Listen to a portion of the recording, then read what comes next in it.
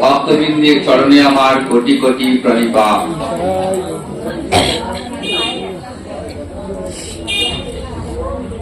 দেখতে দেখতে আমরা গীতা জয়ন্তী উৎসবের সপ্তদশ দিবসে উপস্থিত হয়েছি।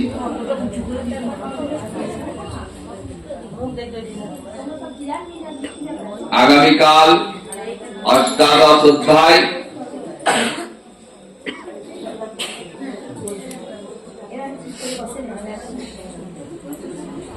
তো আপনারা প্রথম দিন থেকে ধৈর্যের সঙ্গে অশেষ আগ্রহ নিয়ে যেভাবে এই গীতা জয়ন্তীকে সাফল্যমণ্ডিত করে তুলেছেন,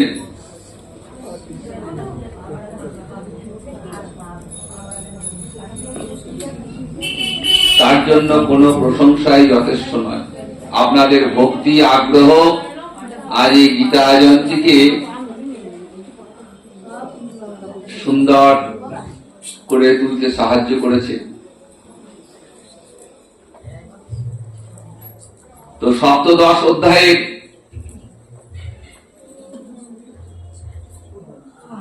যে মন্ত্র আমরা উচ্চারণ করলাম, সেই মন্ত্রের অর্থগুলো আমাদের জানা প্রয়োজন, নাহলে কি পড়লাম বুঝতে না পারলে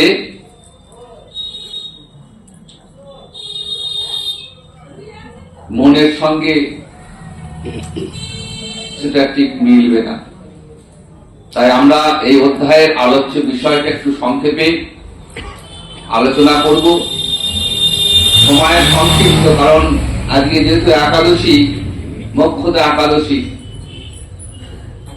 একটু হরিবাসর আমাদের করতে হবে। সংক্ষেপে যতটা বলার সম্ভব আমি বলার চেষ্টা করব। কুরুক্ষেত্রের যুদ্ধ শুরু হয়েছিল অঘ্রাণ মাসের শুক্লপক্ষের ত্রয়োদশী তিথি, বৃশ্চিক লগ্নে মেষ রাশিতে ভরণী নক্ষত্রে। ভারতীয় সময় 6:17 3179 খ্রিস্টাব্দে, খ্রিস্টপূর্ব।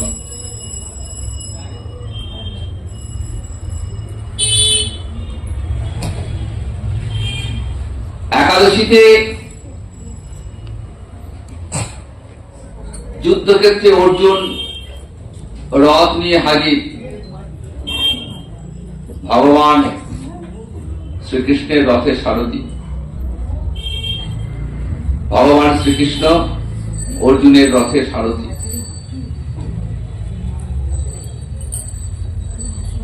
যুদ্ধ করবেন না, অর্জুন মনস্থির করেছেন যে তিনি যুদ্ধ করবেন না। দ্বিধাগ্রস্ত, ভাবছেন যুদ্ধ করা ঠিক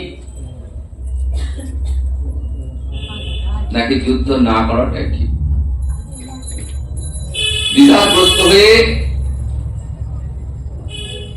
ধনুর্বাণ ত্যাগ করে বসে পড়েছে, যুদ্ধ করবেন না। এই বিষাদগ্রস্ত অর্জুনকে তখন ভগবান গীতার এই উপদেশ শোনালেন। তাই শুক্লপক্ষের যে একাদশী তিথি, অর্থাৎ আজকের দিনে গীতার আবির্ভাব, আজকেই কুরুক্ষেত্রের রণাঙ্গনে দাঁড়িয়ে ভগবান শ্রীকৃষ্ণ অর্জুনকে উপলক্ষ করে সমগ্র বিশ্বের জগৎকে গীতার বাণী শুনিয়েছেন। যুদ্ধের দশম দিনে ভীষ্মের পতন, এবং ওই দিন রাতে সঞ্জয় হস্তিনাপুরের রাজধানীতে উপস্থিত হলেন। ভোরবেলায় ধৃতরাষ্ট্রকে যুদ্ধের বর্ণনা দিচ্ছেন। সঞ্জয় ছিলেন ধৃতরাষ্ট্রের সচিব বা অমাত্য।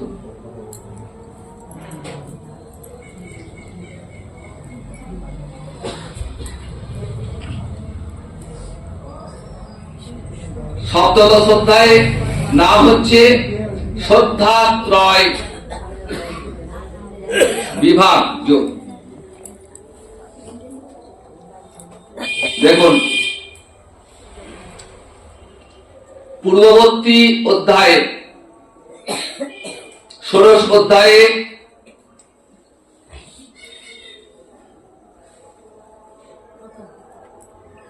ভগবান শ্রীকৃষ্ণ অর্জুনকে বলছেন যে কার্য এবং অকার্য নির্ণয় এটা শাস্ত্র প্রমাণ, অর্থাৎ কোনটি কর্তব্য আর কোনটা অকর্তব্য সেটা শাস্ত্র আমাদের জানিয়ে দেয়। তাহলে কর্তব্য হলো বিধি, যেটা শাস্ত্রে বলা আছে, শাস্ত্র নিহিত যা সেটা আমাদের কর্তব্য, সেটা বিধান, সেটা পালন করা কর্তব্য। অকর্তব্য হলো নিষেধ, যা শাস্ত্র বিহিত নয় এমন কাজ আমাদের করা উচিত নয়। যারা বিধিনিষেধ মানে না, যারা শাস্ত্র জানে না, শাস্ত্র লঙ্ঘন করে, তাদের জীবনে সিদ্ধিও আসে না, জীবনে সুখ শান্তিও আসে। তাই আমাদের জানতে হবে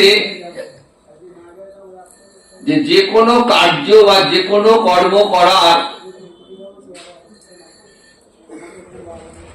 সেটা শ্রদ্ধার সঙ্গে করা কর্তব্য। এই শ্রদ্ধার তিনটে ভাগ রয়েছে। শ্রদ্ধা আবার একরকম নয়। ভগবানের মুখে যখন শুনছেন অর্জুন, তখন অর্জুন ভাবছেন যে এটা আবার কিরকম কথা। তখন অর্জুন বলছেন যে হে গোবিন্দ, এই জগতে অনেক লোক আছেন যারা শাস্ত্র অগ্রাহ্য করেন না, আবার অনাদরও করেন। শাস্ত্র মানেন না, কিন্তু শাস্ত্রকে অগ্রাহ্য বা অনাদরও করেন না, কিন্তু অজ্ঞানতা হেতু বা আলস্যবশত শাস্ত্রবিধি পালন করেন না। নিজের মন গড়া লৌকিক আচার সমূহ পালন করেন, শ্রদ্ধার সঙ্গে করেন, কিন্তু শাস্ত্রবিহিত আচরণটা করেন না।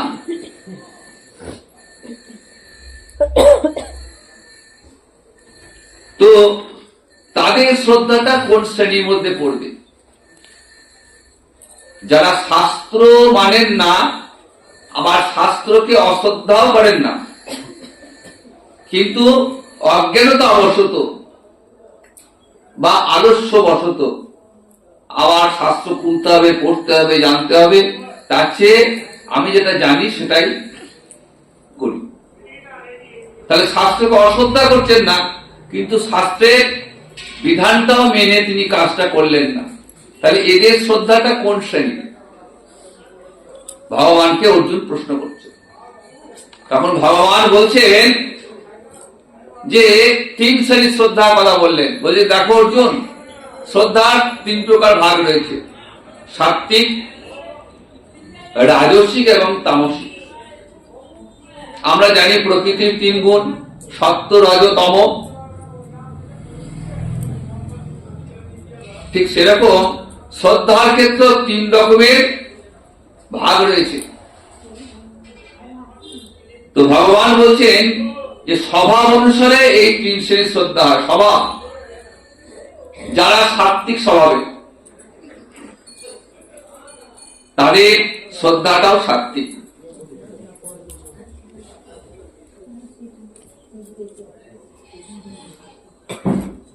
যারা রাজসিক, তাদের স্বভাবটা হবে রাজসিক, এবং যারা তামসিক, তাদের শ্রদ্ধাটাও হবে তামসিক।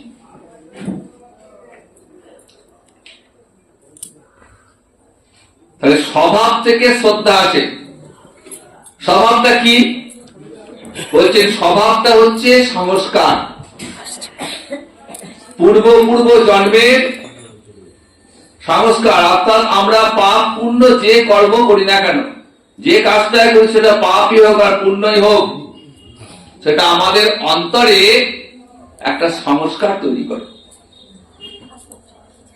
এইভাবে অগণিত জন্মের অগণিত কর্মের সংস্কার আমাদের স্বভাব তৈরি করে।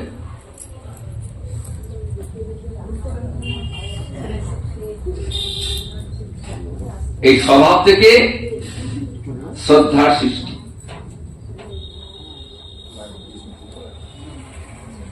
যার যেমন স্বভাব তার তেমন শ্রদ্ধা। এই সপ্তদশ অধ্যায়ে 3 নম্বর শ্লোকে ভগবান এই শ্রদ্ধার কথা বললেন। সত্যানুরূপা সর্বস্ব শ্রদ্ধা ভারত।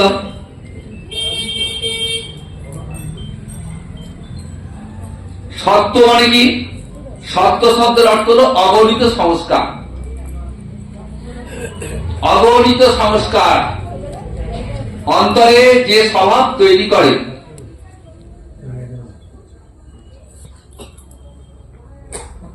তার মধ্যে কতগুলি প্রবল হয়ে ওঠে এবং সেগুলি এক একটি জন্মকে নিয়ন্ত্রণ করে। আর যে সংস্কারগুলি ফলন্মুখ হয়ে আমাদের জন্ম হয়, সেগুলিকে বলি প্রারব্ধ। আর বহু সংস্কার সঞ্চিত অবস্থায় থেকে যায়, সেগুলো থেকেই যায়। যার অন্তরে যেমন স্বভাব তার শ্রদ্ধাটাও সেগুলো। সাত্ত্বিক স্বভাব যার, তার মধ্যে সত্যগুণ প্রবল, তারা দেবতার পূজা করেন। আর যার মধ্যে শুদ্ধ সত্য রয়েছে, এই সত্যের আবার দুটো ভাগ রয়েছে, একটা মৌলিক সত্য আর একটা শুদ্ধ সত্য। শুদ্ধ সত্য যাদের, তারা ভগবানের সেবা করেন। আর যাদের মলিন সত্য, সেই মলিন সত্যটা মায়ার অধীন। শুদ্ধ সত্যটা কিন্তু মায়াধীন নয়, কিন্তু মলিন সত্যটি মায়ার অধীন। আর এই সত্যগুণের মানুষের জ্ঞান, বুদ্ধি, আচার আচরণ সবই উন্নত শ্রেণী, সব উন্নত শ্রেণী। Perfect gentleman.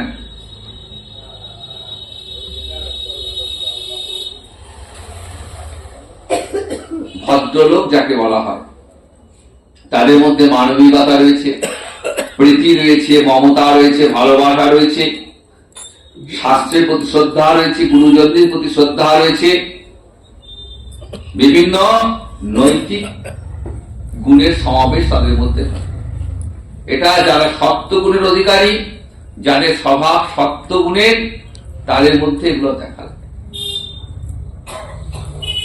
আর যাদের মধ্যে রজগুণের প্রাধান্য, তারা দেবতার পূজা টুজা করে না, তারা কি করে? যক্ষ রক্ষের পূজা।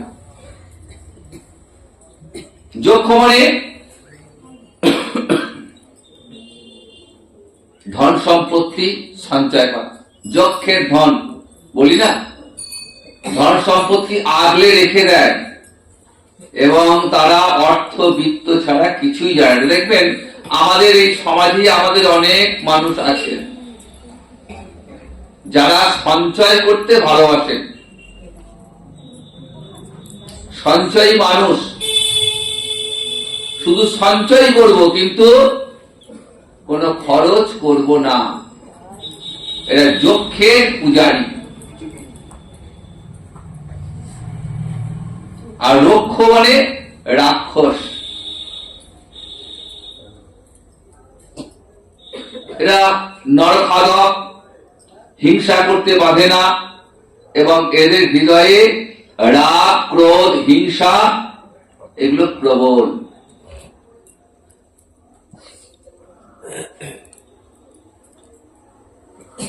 আর তামসিক এরা খুব নিচু শ্রেণী, এরা আবার ওই ভূত প্রেত পিশাচ এই সমস্ত নিয়ে পূজা করতে ভালোবাসে।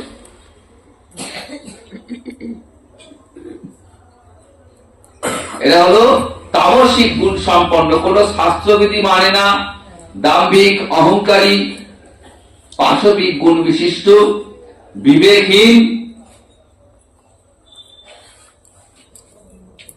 এদের তপস্যাটা ঘোর তপস্যা। রাবণ, হিরণ্যকশিপু এইরকম ছিলেন, এবং এদের তপস্যা সমাজের পক্ষে অহিতকর। হিরণ্যকশিপুর তপস্যা করে কি চেয়েছিলেন? অমরত্ব লাভ চেয়েছিলেন। আমি স্বর্গ মর্ত পাতালে ত্রিভুবনে যেন আমাকে কেউ মারতে না পারে। স্বর্গের দেবতারা অত্যাচারিত, মনুষ্যলোকে অত্যাচারিত হিরণ্যকশিপুর দ্বারা। এরা তামসিক গুণ সম্পন্ন, এদের হৃদয়ে দয়া, মায়া, ভালোবাসা, শ্রদ্ধা কিচ্ছু। তাহলে স্বভাব ত্রিবিধ, সত্য, রজ, তম। গীতার 4 নম্বর শ্লোক, যজন্তে সাত্বিকা দেবান যক্ষ রক্ষাংসি রাজসা প্রেতান ভূত গণসন্নে যজন্তে তামসা জনা।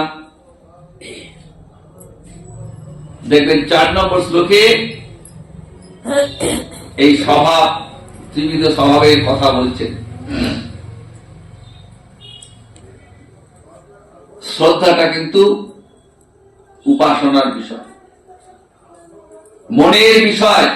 যজ্ঞ, দান, ব্রত, নিয়ম, এই সব কিছু মূল কথা হলো শ্রদ্ধা। আমি যে কাজই করি না কেন তার সঙ্গে কিন্তু শ্রদ্ধা অবশ্যই দরকার। এই শ্রদ্ধার সঙ্গে 3টি বিষয় যুক্ত: আহার, যজ্ঞ এবং তপস্যা। শ্রদ্ধার সঙ্গে আহারের সম্পর্ক আছে। যেমন যেমন আহার হবে তেমন তেমন শ্রদ্ধা আসবে। আহার কাকে বলি? বললেন আহ্রিয়তে ইতি আহার। ইন্দ্রিয় দ্বারা বাহির হইতে যে বিষয় গ্রহণ করা, বাইরে থেকে যে বিষয়টা আমরা গ্রহণ করি সেটাকে বলা হয় আহার। আর ভিতর থেকে যেটাকে আমরা বাইরে উৎসর্গ করি সেটার নাম হচ্ছে যজ্ঞ। তাহলে আহার হলো নেওয়া, যজ্ঞ হলো দেওয়া। আর বিশেষ কোন লক্ষ্য বস্তু প্রাপ্তির জন্য যে উদ্যম, তার নাম তপস্যা। ভগবান এটাও পরিষ্কার করলেন অর্জুনের কাছে, আহার, যজ্ঞ এবং তপস্যা এই ত্রিবিধ ভেদ।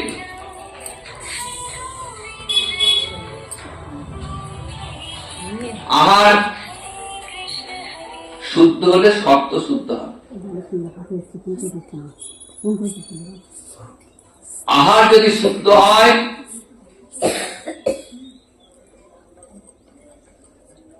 স্বভাবটাও শুদ্ধ হবে। শুদ্ধ আহার মানে আহার সংশুদ্ধ, সত্য সংশুদ্ধি। স্বভাব অনুসারে আহার 3 প্রকার: সাত্বিক, রাজসিক, তামসিক। সাত্বিক আহার কোনগুলি? বলেন যে সমস্ত আহার গ্রহণ করলে জীবনী শক্তি বাড়ে, দেহ সুস্থ থাকে, সরস, স্নিগ্ধ, সারবান, রুচিকর খাদ্য হলো সাত্বিক বস্তুর প্রিয়, সাত্বিক ব্যক্তির প্রিয় খাদ্য। খুব ভালো করে মন দিয়ে শুনবেন। সাত্বিক আহার কোনগুলি? বললেন যে আহার করলে জীবনী শক্তি বাড়ে, আয়ু বৃদ্ধি পায়,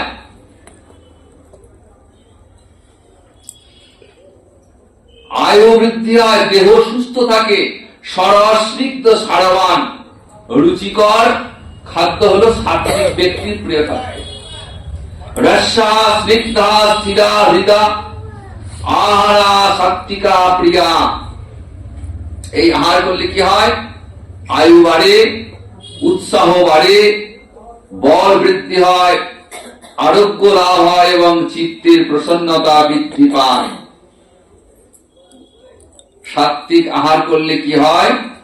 সাত্বিক আহার করলে ভজন সাধনটাও ঠিকঠাক, কারণ আহারের সঙ্গে ভজনের একটা সম্পর্ক আছে। কোন আহার? কারণ হচ্ছে আমরা যে আহারটা গ্রহণ করি সেই আহারটার তিনটে ভাগ হয়। একটা অংশ মল মূত্রাদিতে বাইরে বেরিয়ে আসে, একটা অংশ দেহে রস তৈরি করে, রক্ত তৈরি করে, আর একটা সূক্ষ্ম অংশ আহারে সেটা দিয়ে তৈরি হয় মন। সুতরাং আহারের সঙ্গে মনের একটা গভীর যোগাযোগ রয়েছে। আহার যদি শুদ্ধি না হয় তাহলে মনটা শুদ্ধি হবে না, আর মন যদি শুদ্ধি না হয় তাহলে ভগবত ভজনটিও হবে না। তাই চিত্ত শুদ্ধির জন্য আহার শুদ্ধি প্রয়োজন। যারা বৈষ্ণব জন এই জন্য তারা প্রসাদ ভোজন করেন, কারণ গোবিন্দকে নিবেদিত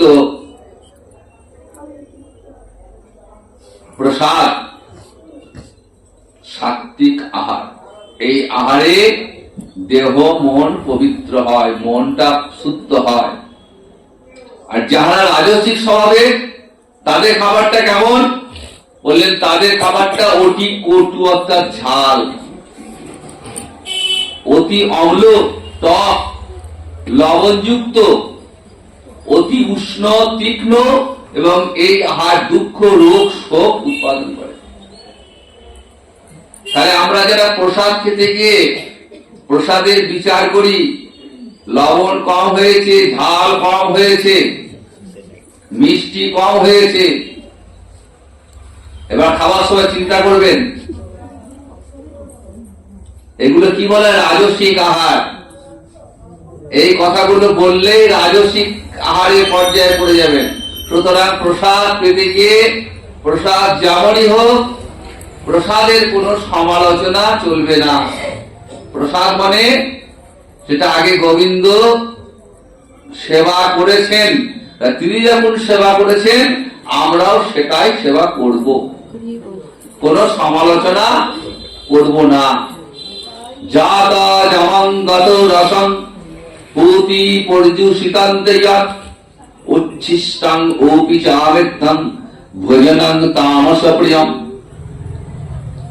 আর যারা তামসিক তারা আবার একটু বাসি খাবার খেতে ভালোবাসে।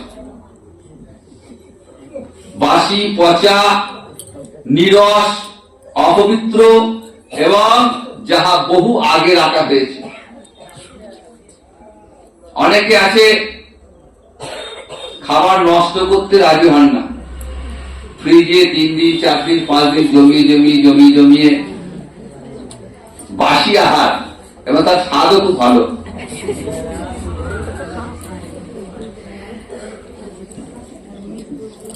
এরা তামসিক গুণ সম্পন্ন।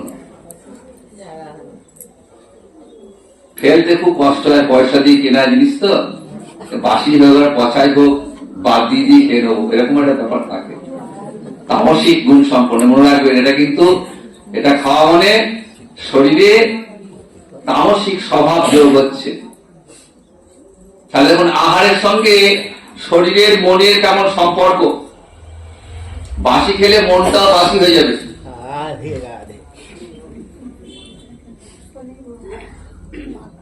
এরপর যজ্ঞের কথা বললেন। যজ্ঞ সেরকম 3 প্রকার, স্বভাব অনুসারে যজ্ঞ। যেমন যেমন স্বভাব তেমন তেমন যজ্ঞ। সাত্বিক স্বভাবে যাদের আর শুদ্ধি আছে, তারা যে কোনো কাজই করুক না কেন, যে যজ্ঞ অনুষ্ঠানে হোক না কেন, কোন ফলাকাঙ্ক্ষা থাকবে না। ফলাকাঙ্ক্ষা রহিত হয়ে যে যজ্ঞ, শাস্ত্রবিধি মেনে যে যজ্ঞ, সেটা হচ্ছে সাত্বিক যজ্ঞ। যেমন যুধিষ্ঠির রাজসূয় যজ্ঞ করেছিলেন, কোন ফল লাভের আশায় নয়। যুধিষ্ঠিরের যে যজ্ঞ সেটা সাত্বিক যজ্ঞ।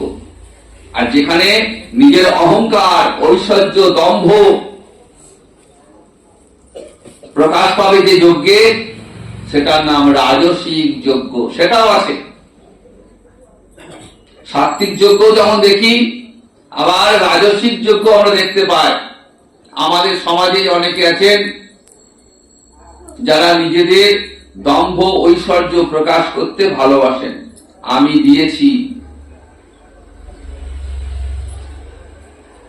এই ভাবটা তাদের অন্তরে প্রবল। সবাই যেন জানতে পারে আমি দিলাম।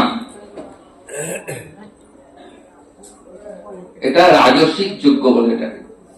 আর যে যজ্ঞ শাস্ত্রের বিধি নেই, শাস্ত্রে নাই, অন্ন দান আদি নেই, শাস্ত্রের মন্ত্র নেই, দক্ষিণা নাই, শ্রদ্ধা নাই, তাকে বলে তামস যজ্ঞ। শাস্ত্রে কিছু নেই, কোন মন্ত্র নাই, এর নাম তামস যজ্ঞ। তাহলে আমরা দেখলাম আহার, যজ্ঞ, এরপর তপস্যা। তপস্যা তিনটে ভাগ, একই ভাগ।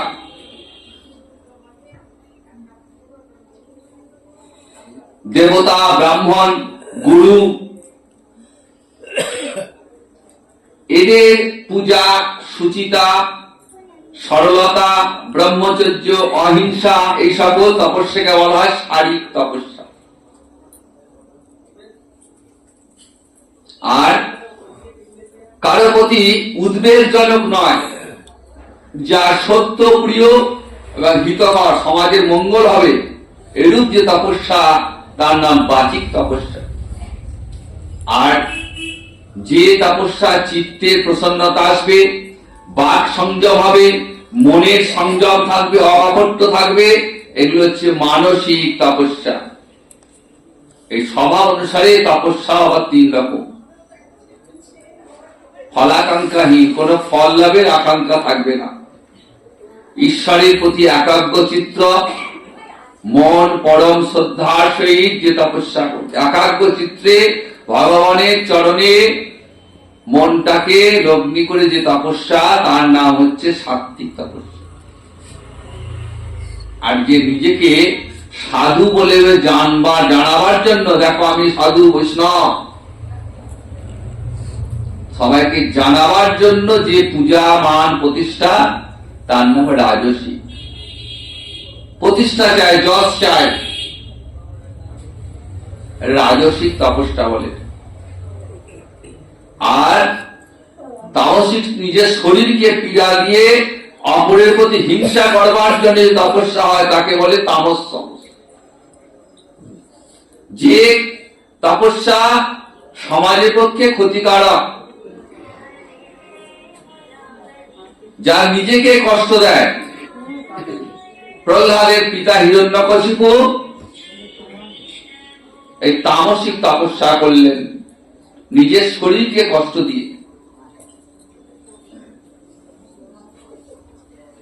এমন ব্রত তপস্যা আমরা করব না যাতে আমাদের শরীর কষ্ট পায়, যা শাস্ত্রের বিধান নেই,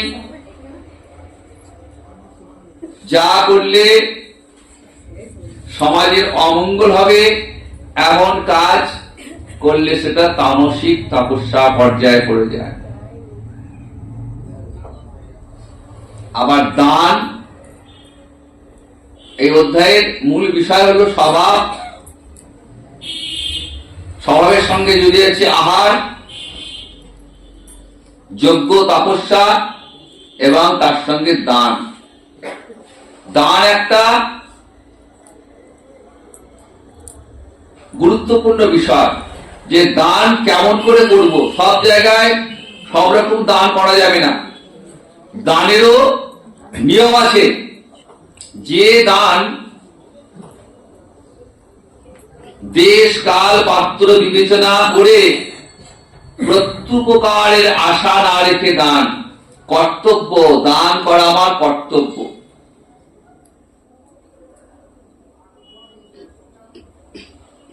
এবং দান করে প্রতিদানের আশা না করাটাই সেটা হচ্ছে সাত্বিক দান। সাত্বিক দান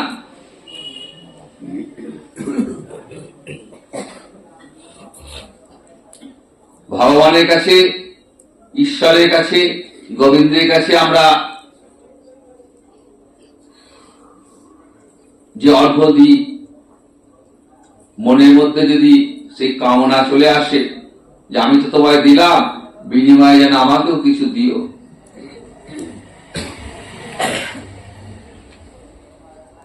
এটা কিন্তু তখন আর সে সাত্বিক পর্যায়ে থাকলো না। আবার দেখুন, যার অন্ন বস্ত্রের সংস্থান নেই, যার সত্যিকারের একটু অন্ন পেলে যার ক্ষুধা নিবৃত্তি ঘটবে, যাকে বস্ত্র দিলে যার সত্যি উপকার হবে, সেরকম ব্যক্তিকে দান দিলে সেটা হলো সাত্বিক দান। যার আছে তাকে আবার উপর উপর চাপিয়ে দেওয়া কিন্তু সাত্বিক দান নয়। বস্ত্রহীনকে বস্ত্র দান করুন, আশ্রয়হীনকে আশ্রয় দান করুন, এবং উপযুক্ত পাত্র বিবেচনা করে দান। এই দানে ভগবান শ্রীহরি প্রীত হন। আর দান দিয়ে প্রত্যুপকারের আশায় ফল কামনা করে অতি কষ্টের সঙ্গে দান, আমার ইচ্ছা নাই, কত কষ্ট করে অর্থ সম্পদ জমিয়েছি কাউকে দেবার জন্য নয়, কিন্তু কি করব, কিছু দিলে বিনিময়ে কিছু পাবো, দিতে ইচ্ছা নাই, তাও কষ্ট করে দিচ্ছি, মন থেকে দিতে পারলাম না, স্বার্থ জড়িয়ে আছে। এর নাম হচ্ছে রাজস দান। এই দানে অহংকার চলে আসে। অহংকারের সঙ্গে দান করছি, তাহলে যাকে দান করা হলো তাকে ছোট করা। দান করতে গিয়ে যদি মনের মধ্যে অহংকার চলে আসে, অহংবোধ চলে আসে, আমি দিচ্ছি আর কেউ দিতে পারছে না, আমি দিচ্ছি, এই অহংবোধটা চলে আসলেই সেই দানটা কিন্তু ব্যর্থ হয়ে গেল। কারণ যাকে দিলাম তাকে ছোট করা হলো, এর নাম রাজস দান। আর অযোগ্য পাত্রে, অযোগ্য পাত্রে অনুপযুক্ত কালে এবং দেশে অবজ্ঞা সহকারে অশ্রদ্ধায় যে দান, তাকে বলা হয় তামস দান। অশ্রদ্ধা করে, অবজ্ঞা করে যে দান, সেটার নাম তামস। এই অধ্যায়ে আর একটা আলোচনার বিষয়, সেটা হচ্ছে ওম তৎসৎ। দেখবেন ওম তৎসৎ এই মন্ত্রের ব্যাখ্যা রয়েছে। ওম মানে, ওম হচ্ছে ভগবানের নাম, প্রণব বলি আমরা। অ, হস্যু আর ম, এই তিনটিকে বলা হয় প্রণব। ভূত, ভবিষ্যৎ, বর্তমান। সৎ, চিৎ, আনন্দ, ব্রহ্মা, বিষ্ণু, মহেশ্বর। এই মন্ত্রের বহু ব্যাখ্যা রয়েছে। তাহলে ওম হচ্ছে ভগবানের নাম। যে কোনো যজ্ঞ, দান, তপস্যা, শাস্ত্রীয় কর্ম যাই হোক না কেন, প্রথমেই আসবে ওম। আমরা যে 18 দিন ধরে যে গীতার জয়ন্তী পালন করছি, দেখবেন গীতা মন্ত্র শেষে বা প্রার্থনা শেষে আমরা কি বলি? হরি ওম তৎসৎ, অর্থাৎ ভগবানকে স্মরণ করি। ওম তৎ শব্দ, সেটাও ভগবানের নাম। তৎ শব্দে ভগবান। কাজে যে কোনো কর্ম হোক, নিষ্কাম কর্ম, নিষ্কাম কর্মে তৎ শব্দ উচ্চারিত হয়। আবার সৎ, এই সৎ শব্দটিও ভগবানের নাম। সৎ মানে যিনি সর্বদা সর্বত্র আছেন, সর্বত্র আছেন। তাই যে কোনো মঙ্গলজনক কর্মে সৎ শব্দটি উচ্চারিত হয়। যজ্ঞ, দান, তপস্যা যা কিছু শ্রদ্ধার সঙ্গে সম্পন্ন হয় সেটাই বলা হয় সৎ কর্ম। শ্রদ্ধার সঙ্গে ভগবানের চরণে মনটাকে রেখে যে কর্ম, সেটার নাম সৎ কর্ম। আর এই সৎ কর্মে সৎ শব্দ উচ্চারিত হয়। তাই যজ্ঞ, দান, তপস্যা যদি শ্রদ্ধা অশ্রদ্ধার সঙ্গে উচ্চারিত হয়, তাহলে সেটা অসৎ কর্ম। এই অসৎ কর্মে ইহলোক পরলোক কোন লোকেই কিন্তু সুখ লাভ হয় না।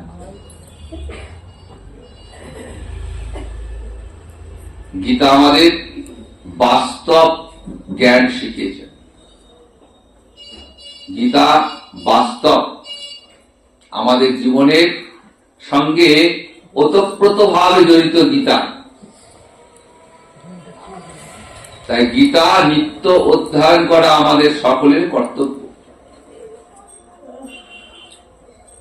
গীতা এমন এক শাস্ত্র, যে শাস্ত্র অধ্যয়ন করলে আর অন্য কোন শাস্ত্র পাঠের প্রয়োজন হয় না। যেখানে গীতা শাস্ত্র আলোচনা হয়, সেখানে স্বয়ং ভগবান শ্রী রাধিকার সহিত সেখানে থাকেন।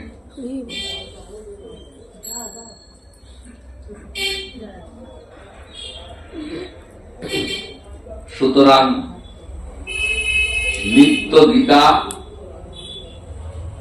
পাঠ করা সকলের কর্তব্য। অন্তত করে অন্তত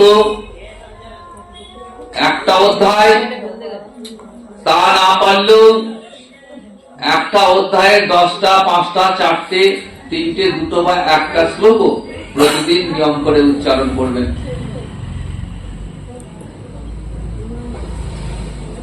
আজ তো পূর্ণ একাদশী তিথি, সবাই জানেন। মোক্ষদা একাদশী, গীতার আজকে আবির্ভাব তিথি।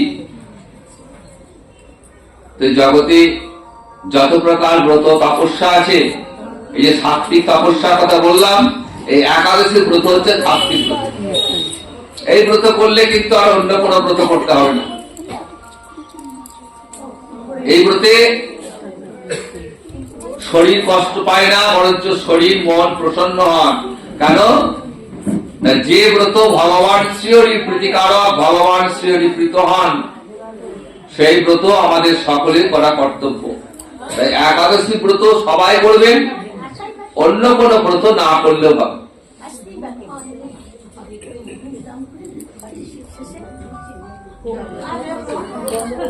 তো এই মোক্ষদা একাদশী,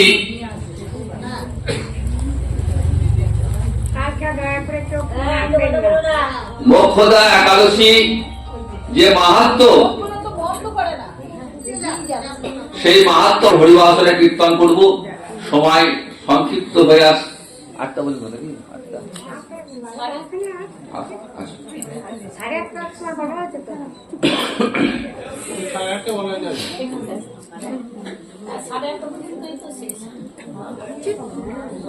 হে কৃষ্ণ,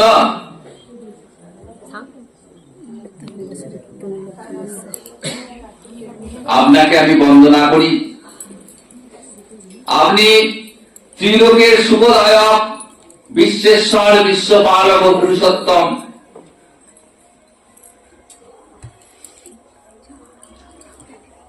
তো আমার একটি সংশয় রয়েছে, অঘ্রাণ মাসে শুক্লপক্ষের যে একাদশী, তার নাম কি,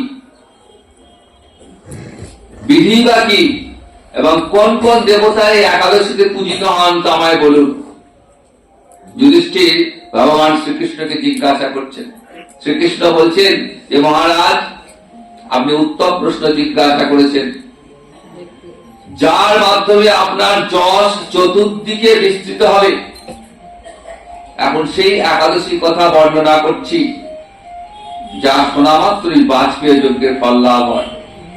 বললেন অঘ্রাণ মাসের শুক্লপক্ষের এই একাদশী মোক্ষদা একাদশী নামে পরিচিত, সর্ব পাপ নাশিনী এবং সমস্ত ব্রতের মধ্যে সর্বশ্রেষ্ঠ একাদশী দেবতা হলেন শ্রী দামোদর। তুলসী মঞ্জরি, ধূপ, দীপ ইত্যাদি উপাচার শাস্ত্রবিধি অনুসারে শ্রী দামোদরের পূজা করতে হবে এবং বিধি অনুসারে দশমী একাদশী পালন করতে হবে। উপবাসের দিনে স্তব, স্তুতি, নৃত্য, গীত আদি সহ রাত্রি জাগরণ। মহারাজ, এই প্রসঙ্গে একটা অলৌকিক কাহিনী কথা আপনার সামনে বর্ণনা করব, মনোযোগ দিয়ে শ্রবণ করুন। শ্রবণ করা মাত্রই সমস্ত পাপ ক্ষয় হয়ে যায়। যে পিতৃপুরুষেরা নিজ নিজ পাপে অধোজনি প্রাপ্ত হয়েছে, যাদের নিম্ন গতি হয়েছে, এই ব্রতের পুণ্যের ফল বিন্দুমাত্র তাদেরকে দান করলে তারা মুক্তি লাভ করেন। কোন এক সময়ে চম্পক নগরে বৈখানস নামে এক রাজা ছিলেন, পরম ভাগবত, পরম বৈষ্ণব, সদ্গুণে বিভূষিত। সেই রাজা একদিন রাতে স্বপ্ন দেখছেন তার পিতৃপুরুষগণ নরকে কষ্ট পাচ্ছে এবং পুত্রের কাছে সাহায্য চাইছে, পুত্র তুমি আমাকে এই নরক থেকে উদ্ধার করো। স্বপ্ন দেখেই রাজার ঘুম ভেঙে গেছে। পরের দিন ব্রাহ্মণদের ডাকলেন, হে ব্রাহ্মণগণ,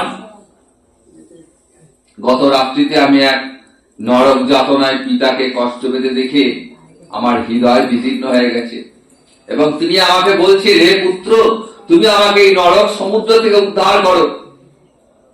তো তার এই অবস্থা দেখে আমার অন্তরে সুখ নেই, বিশাল রাজ্য, স্ত্রী, পুত্র, কোনো কিছুতেই আমি শান্তি পাচ্ছি না। কি করি, কোথায় যাই, আমি কিছুই বুঝে উঠতে পারছি না। আমার পূর্বপুরুষেরা মুক্তি লাভ করতে পারেন এমন কোন পুণ্যব্রত, তপস্যা, যজ্ঞের কথা আমাকে বলুন, আমি সব করতে রাজি। আমার মতো পুত্র বর্তমান থাকা সত্ত্বেও যদি আমার পূর্বপুরুষেরা যদি নরক যন্ত্রণা ভোগ করেন, তাহলে এমন পুত্রের কি প্রয়োজন?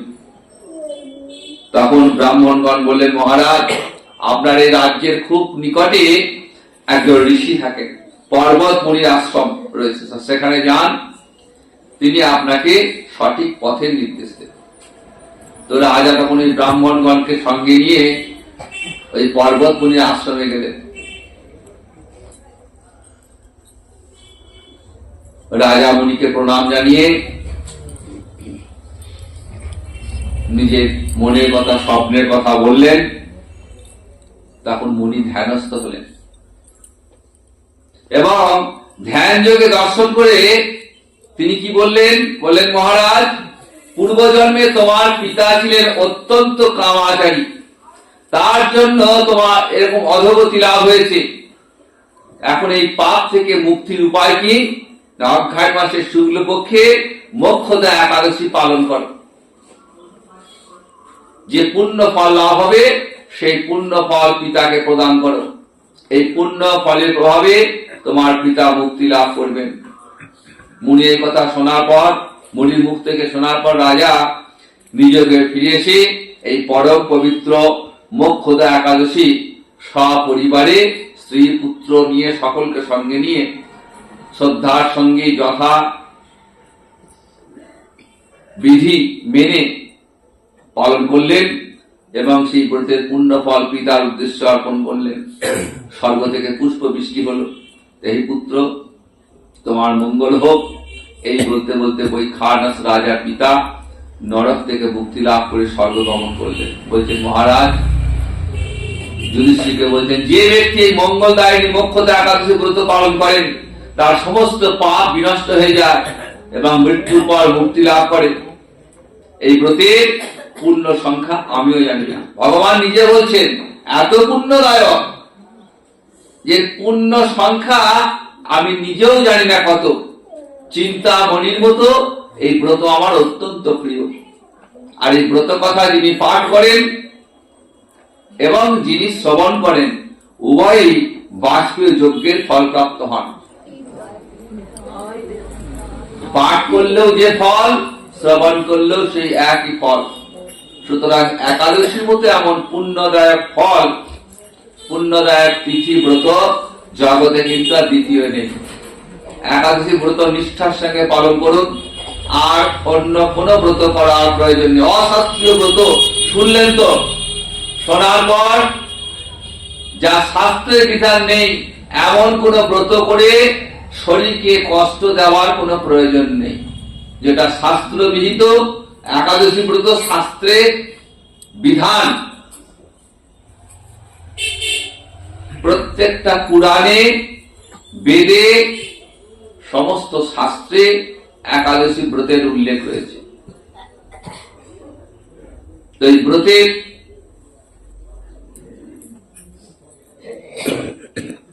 মূল অঙ্গ হচ্ছে শ্রীহরিকে স্মরণ করা।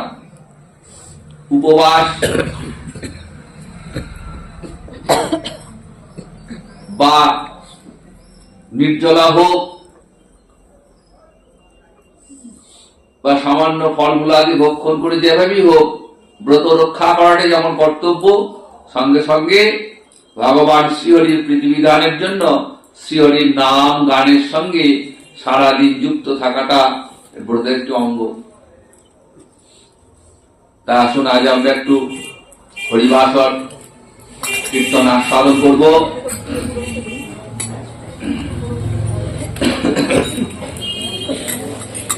শ্রী হরিবাসরে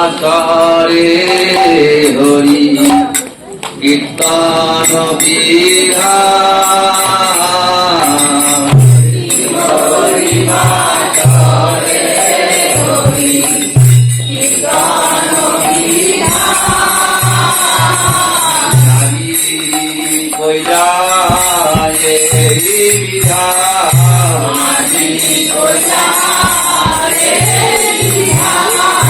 কলি হাত জীবের লাগি আজি কইলায়ে বিধান, কলি হাত জীবের লাগি আজি কইলায়ে বিধান, হরি নাম মহতরি আজি কইলায়ে বিধান, হরি নাম মহতরি আজি কইলায়ে বিধান, গঙ্গরি জানি আমার হরি হাত দিতে লাগি, গঙ্গরি জানি আমার হরি হাত দিতে লাগি, আজি কইলায়ে বিধান, হরিবাসরে হরি কীর্তন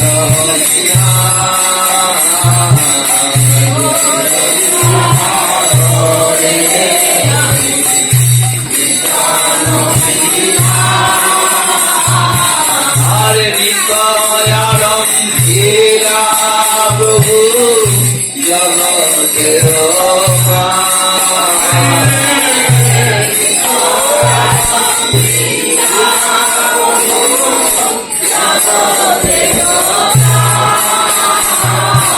কাঞ্জে নাচে হরিবাসরে প্রাণে নাচে হরিবাসরে, জগতের জগতের প্রাণ গোরা প্রাণীতে নাচে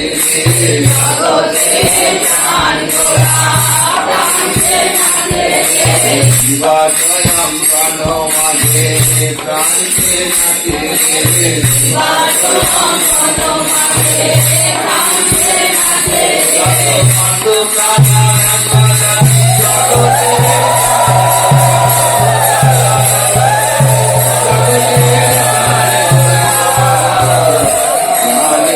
নাচে গুণবন্ত শিবা স্বয়ং গণে শুভারম্ভ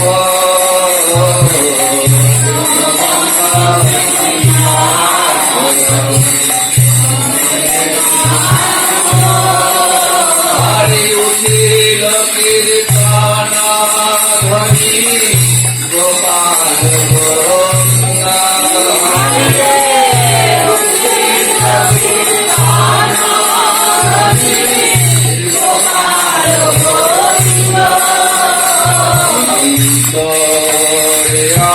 আজ নামে ধরি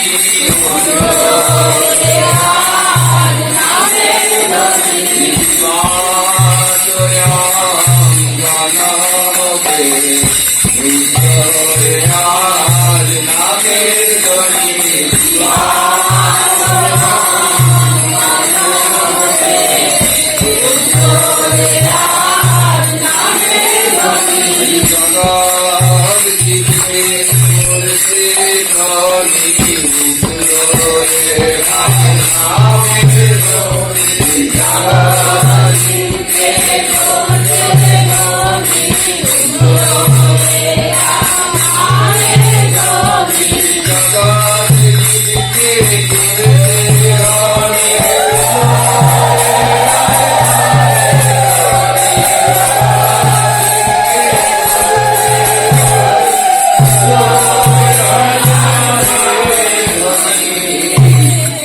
সবার চন্দন মালা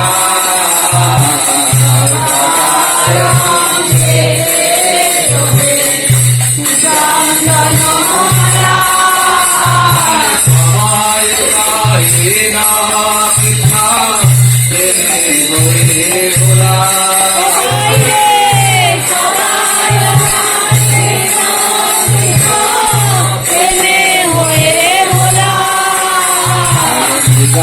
গঙ্গমন্দিরা বাজে গঙ্গবরদা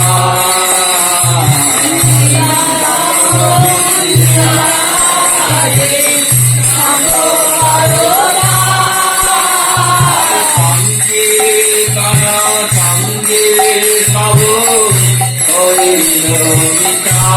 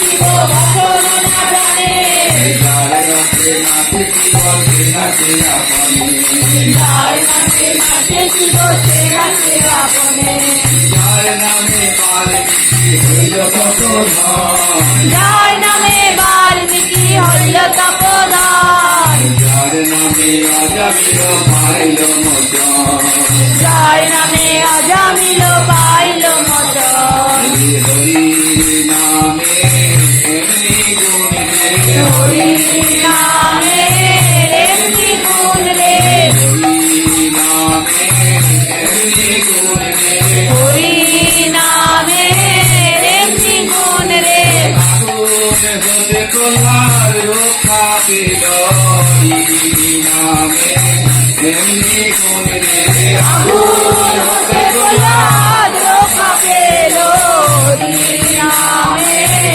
এমনি গুণ রে, মান সাগর পার হলো, হরি নামে এমনি গুণ রে, হনুমান সাগর পার হলো, হরি নামে এমনি গুণ রে, জয় রাম জয় রাম জয় রাম, জয় রাম জয় রাম জয় রাম, হনুমান সাগর পার হলো, হরি নামে এমনি গুণ রে, হরি নামে এমনি গুণ রে, আজামিল বই কুণ্ঠে গেল, হরি নামে এমনি গুণ রে, আজামিল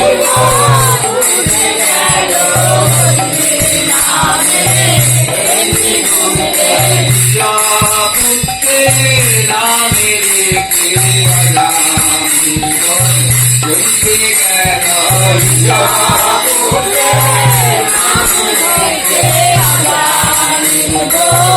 শুনতে গেল, নারায়ণ নারায়ণ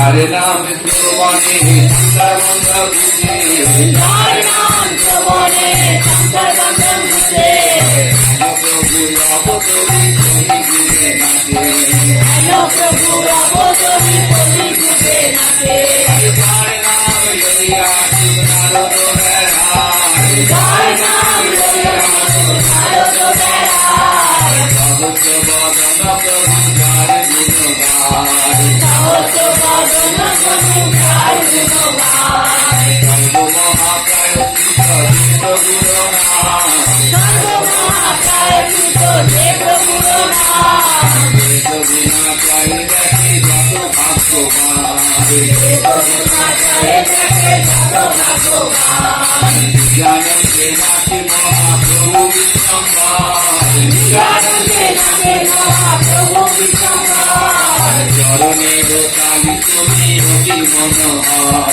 চরণের তালি তুমি অতি মনোহর, নাচে আমার গৌর নাচে, নাচে আমার গৌর নাচে, দক্ষিণেতে নিতাই নাচে, দক্ষিণেতে নিতাই নাচে, বললে আমি ধরব বলে দক্ষিণেতে নিতাই নাচে, বললে আমি ধরব বলে দক্ষিণেতে নিতাই নাচে, বামে গদা ধর নাচে, বামে গদাধর নাচে, গৌর অঙ্গে অঙ্গ দিয়ে বামে গদা ধর নাচে, গৌরাঙ্গে অঙ্গ দিয়ে বামে গদাধর নাচে, রাধা ভাবে বিভোর হয়ে বামে গদা ধর নাচে, রাধাভাবে বিভোর হয়ে বামে গদাধর নাচে, বিবাদ নাচে পিছে পিছে, বিরাট নাচে পিছে পিছে, সম্মুখে অদ্বৈত নাচে, সম্মুখে অদ্বৈত নাচে, দেব উঠে নেমেছিল, দেব উঠে এনেছিল, গঙ্গা জল তুলসী দিয়ে দেব উঠে নেমেছিল, গঙ্গা জল তুলসী দিয়ে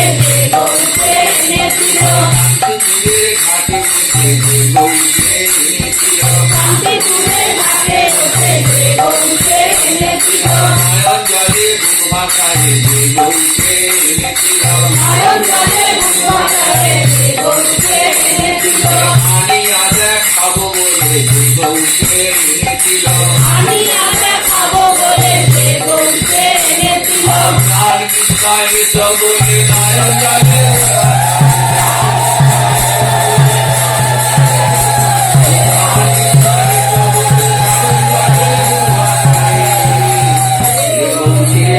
এনেছিল বাবা বেশে মালা নাহি রহে গলা বাবা বেশে মালা নাহি রহে গলায় দিয়া পড়ায়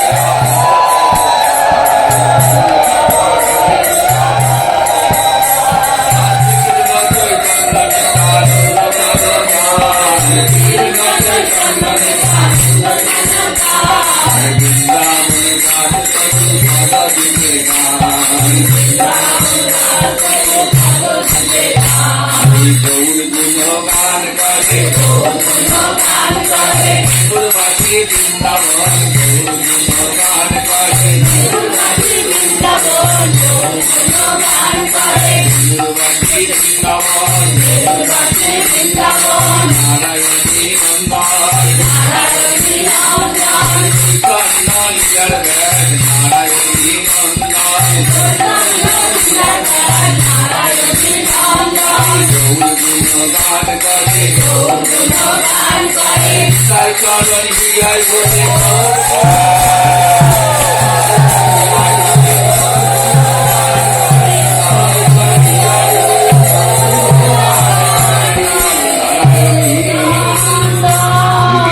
চৈতন্য নিত্যানন্দ চাঁদ বৃন্দাবন কাছে কত পদ দিয়ে গায়